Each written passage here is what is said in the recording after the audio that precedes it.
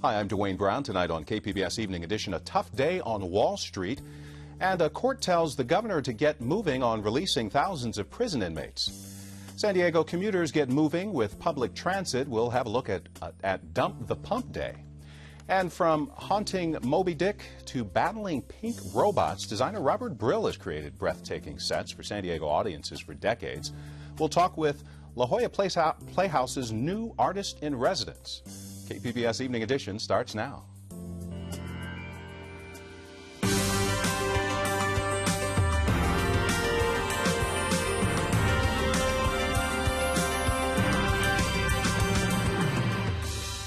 KPBS Evening Edition is made possible by Joan and Erwin Jacobs and by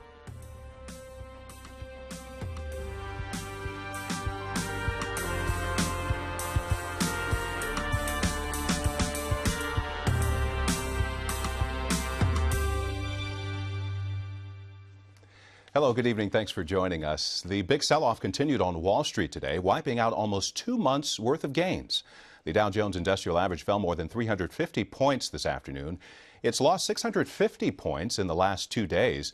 Traders are still reacting to Wednesday's news about the Federal Reserve's plan to possibly end its bond buying program by next year.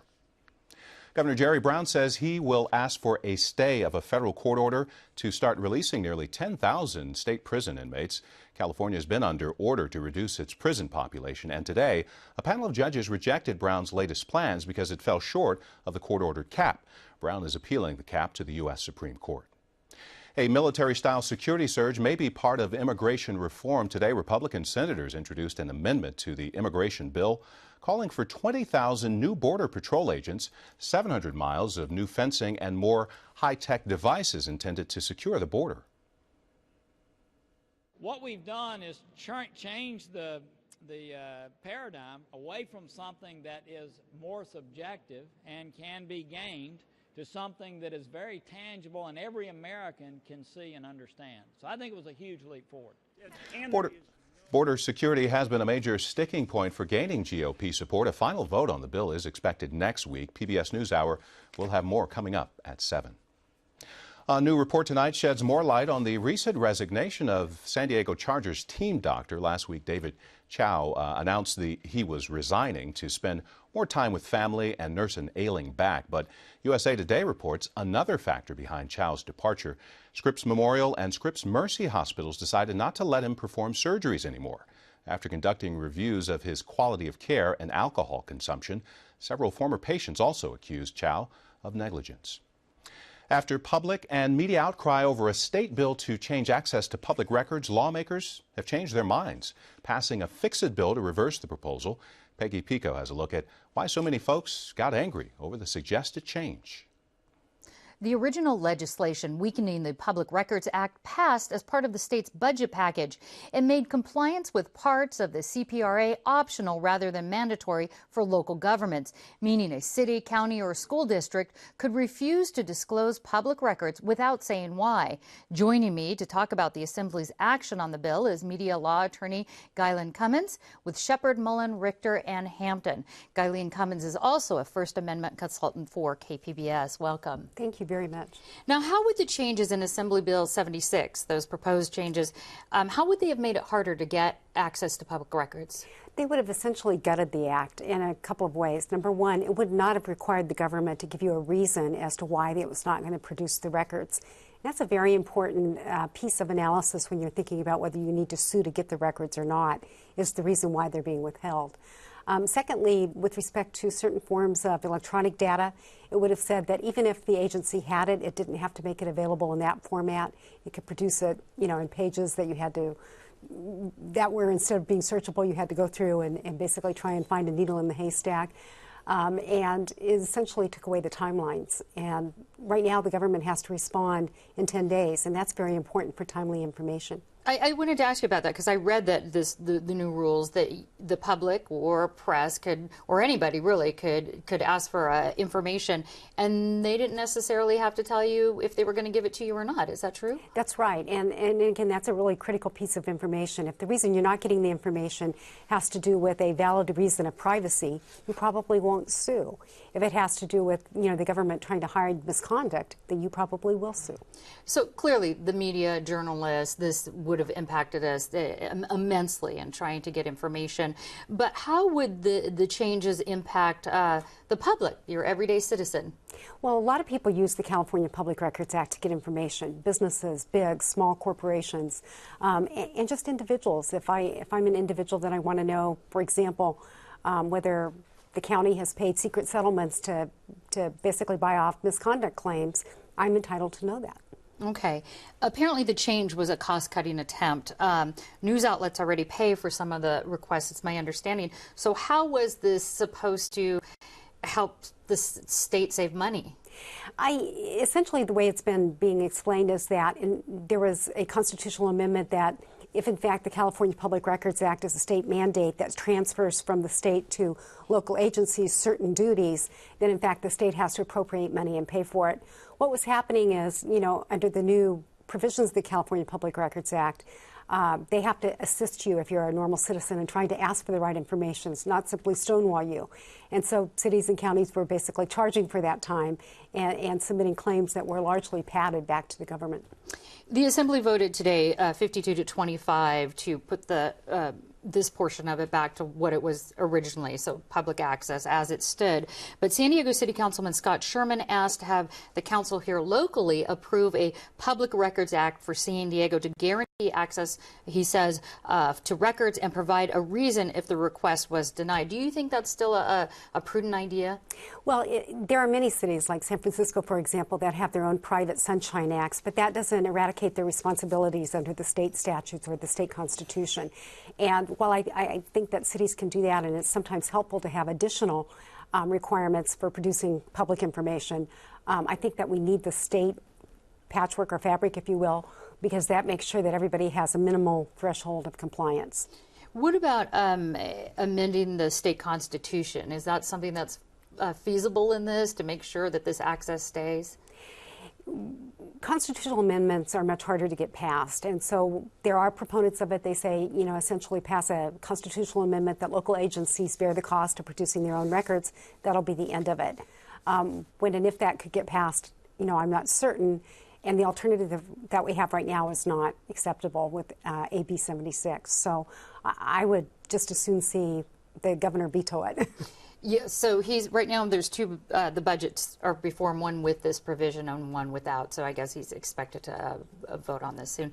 Guylin Cummins, thank you so much for talking with us. Thank you for having me. Late today, a spokesman for Governor Brown said he supports the Fix-It bill and is expected to sign it. The cost at the gas pump has gone up 11 days straight in San Diego County. The average for a gallon of regular up nearly 2 cents today to just over $4. AAA says it's the largest daily increase since May 11th. Gas prices started rising again earlier this month after nearly 3 weeks of decline. Well, the high prices might have nudged some San Diegans to join the National Dump the Pump Day. KPBS reporter Susan Murphy tells us commuters were encouraged to leave their cars at home today. Dump the Pump Day highlights the benefits of taking public transportation, like saving money on gas and car maintenance. Domingo Ramirez started taking public transportation 2 weeks ago for his daily commute from Old Town to La Jolla. He says he enjoys the scenic ride and anticipates he'll save thousands of dollars. So I imagine I might save about $7,000 to $8,000 a year. Yeah, I'm not counting the wear and tear on my car and myself. Rob Shoup, spokesperson for the San Diego Metropolitan Transit System, says San Diego commuters take an average of 300,000 bus or trolley trips each day. He says ridership is on the rise, and so are the number of bus and trolley routes. We're really extensive. We've got 90 bus routes. We've got 53 miles of double-track trolley. We've got brand new trolley cars out there. So, we serve a lot of people in San Diego, so I think it can work for a lot more people, too. Shoup says switching to public transportation also reduces pollution. A person with a 20-mile commute can reduce carbon emissions by approximately 20 pounds per day. Susan Murphy, KPBS News. North County commuters have an incentive to take the train. Wi-Fi service has been restored to the coaster. The service had been canceled last year, but now North County Transit says it's back and better than before. They say it won't support downloading video or any big files, but you can check your email and your stock portfolio. In fact, here's a look at some of today's local numbers.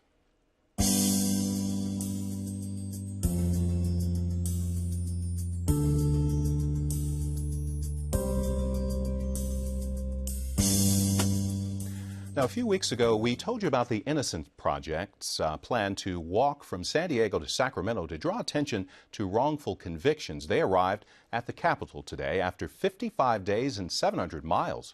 They hand-delivered clemency petitions for a dozen inmates. The Innocence Project is based in San Diego at California Western School of Law.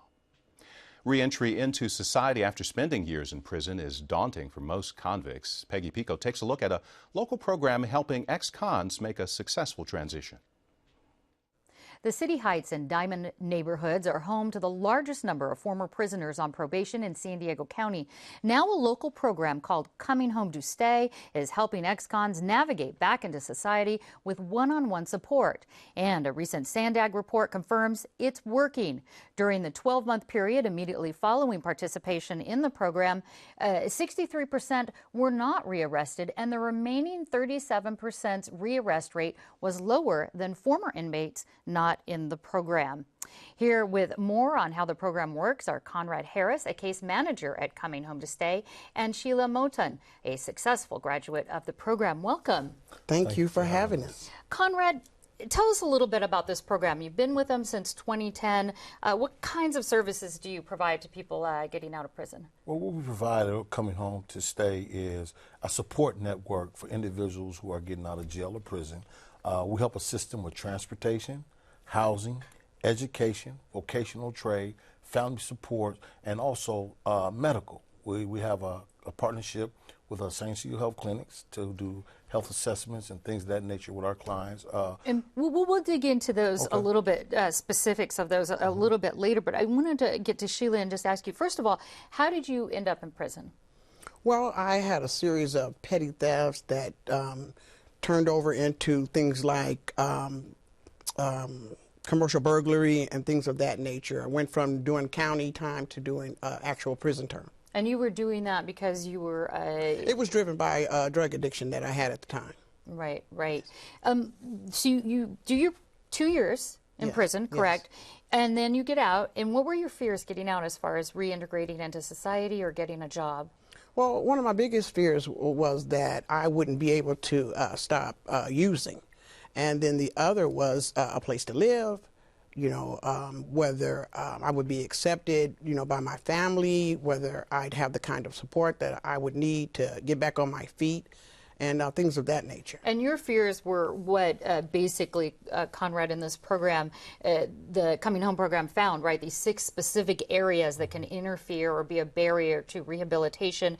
They were, as you mentioned, transportation, housing, employment, education, healthcare, and family relationships. So describe to me or give me some examples of how this one-on-one help actually addresses some of these issues. Well, at Coming Home to Stay, we really basically call it a hand-holding approach. We give referrals and we make recommendations to our clients as far as an assessment and a life plan. And that life plan is carried out with a hand-holding approach, meaning that if I was to give a client a referral to, let's say, for a medical condition, I'm not just going to tell my client, well, you need to go to St. Cecile Health Clinics and someone over there is going to help you with your diabetic problems. No, I'm going to actually call St. Cecile Health Clinics, get in contact with my contact person over there, schedule the appointment, and then I'm going to get with my client and let my client know, here's a referral form. You're going to St. Cecile Health Clinic. You're going to meet with Raphael at 11:30. So there's no anxiety or anything like that when a client goes into the building. Very, very specific hands-on help that's clearly very successful. Now, Sheila, let's talk about jobs, because that's one of the main things. You get out, you're a felon, or what happened with you with your job? You were given an opportunity to start work. Well, coming home to stay presented a situation where I could do some volunteer work, where I received a stipend in the beginning. A low one? Yes, $50 a week. But at the time, that was like, you know, $50,000 to me. And it was a wonderful thing that someone trusted me to handle money, to greet people and talk with people, and most of all, that I was being trusted with something. And it built your confidence, yes, and you were able to go my forward. Self-esteem and the whole nine. Yes. What are you doing now? What's your life like now? Right now, I'm a peer coach at Coming Home to Stay, and I also work at the substance abuse program that I came through. I'm now on the staff at that program at National Crossroads. And you're getting paid for it. Yes, ma'am. All right, Conrad. Success story right here, one of many. How does that feel? You've been with this program. I mean, it feels great to really, because I have a passion to do the work that we're doing, and every time an individual such as Sheila comes along and you see the result, the end result of this individual who came in and with one mind state, and now to look at her today, I mean, it's unexplainable. And again, I can't reiterate the success of it, which is really unheard of so far from what I've read. So thank you both so much for sharing your story with us. I want to let folks know that they can find out about the Coming Home to Stay program on our website, kpbs.org. But thanks again. Thank you so much for having us, Peggy. Thank you for having us. Thank you. Thank you. U.S. efforts to map the human brain are facing some healthy competition from European scientists. The European Union's Human Brain Project unveiled a new 3D map showing the entire brain in far greater detail than ever before. And they've made the model available to any scientist studying brain development and disease. Researchers at the Salk Institute and UC San Diego are closely involved with the U.S. initiative, but say they are not competing with the Europeans. That's all going to be needed ultimately because it's really the brain is such a very highly evolved, diverse organ that we're just beginning to grasp the complexity. It's so complex. He says there's enough room for several big government-backed brain missions, and China is expected to announce its own entry into the brain race any day now. Another group of scientists trying to clone a giant sequoia for the first time ever. The tree has special significance. Sierra Club founder John Muir planted it in the 19th century, but now it's diseased and dying. The scientists took more than 700 cuttings. They're now in an atmospherically controlled capsule at an ancient tree archive in Michigan. The scientists hope they'll soon take root.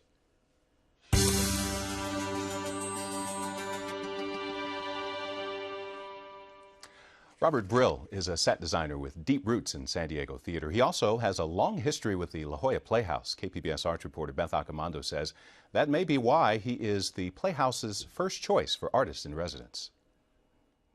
If you've attended La Jolla Playhouse productions like Yoshimi Battles the Pink Robots, then you've been dazzled by the work of set designer Robert Brill. He's designed more than a dozen Playhouse productions, including the current His Girl Friday. He's also the theater's first artist in residence. Our set designer, Robert Brill, is also this year our very first artist in residence here at La Jolla Playhouse. He's not only designing His Girl Friday, but also Sideways, and with us throughout the year and teaching at UCSD and going to be meeting the audience. So he's going to be a full-service artist here this year with La Jolla Playhouse. I picked him to begin with partly because of his history and partly because he's a passionate, articulate, talented defender and advocate for the art. You know, I would hope that because I've had a history with the Playhouse and I've worked at a lot of theaters around the country of all different scales, from alternative theaters to regional theaters to commercial theaters, Broadway theaters, opera companies, that varied experience hopefully will help to inform the projects here at the Playhouse and maybe kind of allow me to give some of that perspective to their relationship with other artists. And it's not just about the work that happens on stage, but the process and the process of creating that work. It's multifaceted, and it gives me an opportunity to work with the artistic staff and the administration in a way that I've never really had a chance to be a part of. So it's a great opportunity, and I look forward to it. You can see Brill's set design for His Girl Friday through June 30th at the Mandel Weiss Theater. Beth Accomando, KPBS News. I'm Ray Suarez. On the next News Hour, the next round of decisions from the Supreme Court. That's Thursday on the PBS News Hour.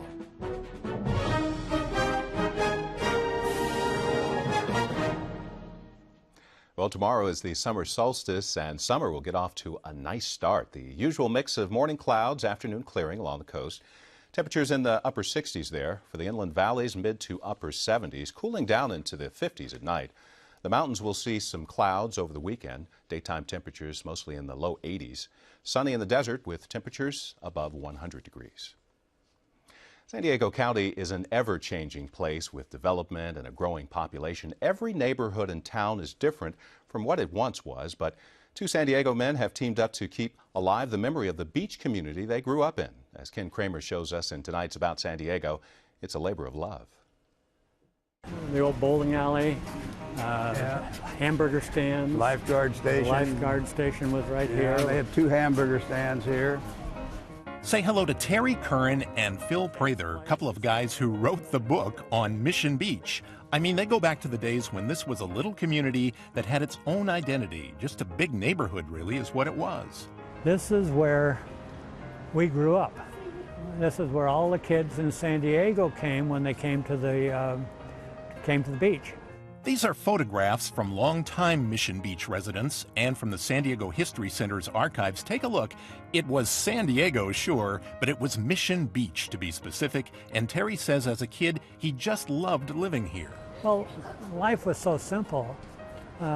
In the summertime, I'd leave home at 8 o'clock in the morning, and I wouldn't come home till dark. Go way back from the very beginning, it seemed like there was a particular quality to this place, something special, something unique. By the late 30s and 40s here, Phil and Terry were calling it home, and part of what they do is recall and document how it was. You remember the Safeway was right here, and they'd stack watermelons in the summer, and somehow or another, the kids would walk by and kick a watermelon, and it would roll out onto the sidewalk, and somebody else would be right there to scoop it up. And out here buried under the asphalt is the Raleigh trolley car tracks.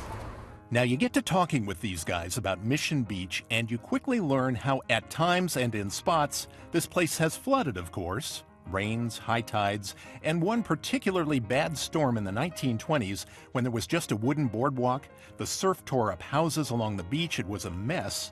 And out of that came this, the seawall that everybody knows today.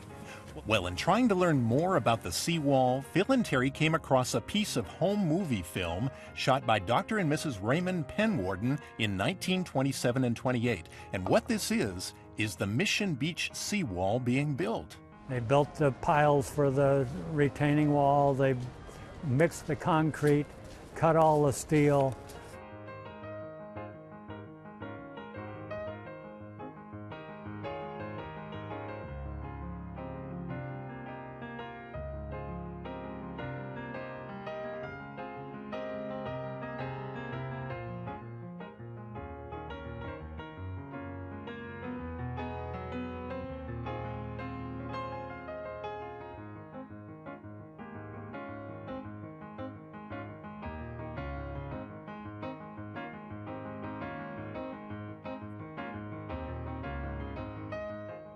It was all designed by a man named Burl Phelps back in 1927 and took months, but finally it started looking like the wall and oceanfront walk we know today.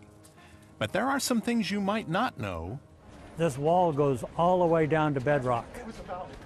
And on the ocean side, he built a lip on here so the surf would come in, hit the wall, and bounce back toward the ocean.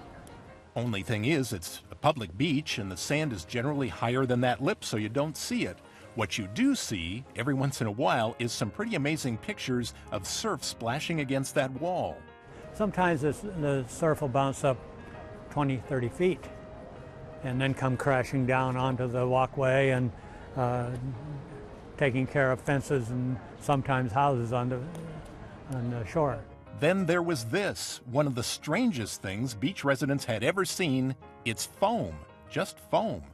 I do recall it was probably in 1939 after the big storm where the wind blew the foam off of the ocean and covered the entire beach, where we could go down the steps into this foam and it was over our heads and we would walk through this, and it was one of those things kids love to do. So much more. There was the dredging of what would become the Mission Bay we know today, a mammoth project that fascinated kids like them who grew up here, lived here off and on their whole lives, still love it, still remember so many of the little things. Right on the next corner was a drugstore with a soda fountain. Whatever you needed, it was here. And remember I said they wrote the book? They really did. The book on Mission Beach, from Terry Curran and Phil Prather, who certainly do know and recall a lot about San Diego. If you want to watch more of Ken's stories about San Diego, his half-hour show can be seen tonight and every Thursday at 8 on KPBS. Recapping tonight's top stories, the big sell-off continued on Wall Street, wiping out almost 2 months' worth of gains today. The Dow Jones Industrial Average fell more than 350 points. It's lost 650 points in the past couple of days. Traders are still reacting to Wednesday's news about the Federal Reserve's plan to possibly end its bond buying program by next year. And Governor Jerry Brown says he will ask for a stay of a federal court order to start releasing nearly 10,000 prison inmates. California has been under order to reduce its prison population, and today a panel of judges rejected Brown's latest plan because it fell short of the court-ordered cap. Brown is appealing the cap to the U.S. Supreme Court. You can find tonight's stories and download the KPBS app, all on our website, kpbs.org/evening edition. Thanks for joining us. You have a great night.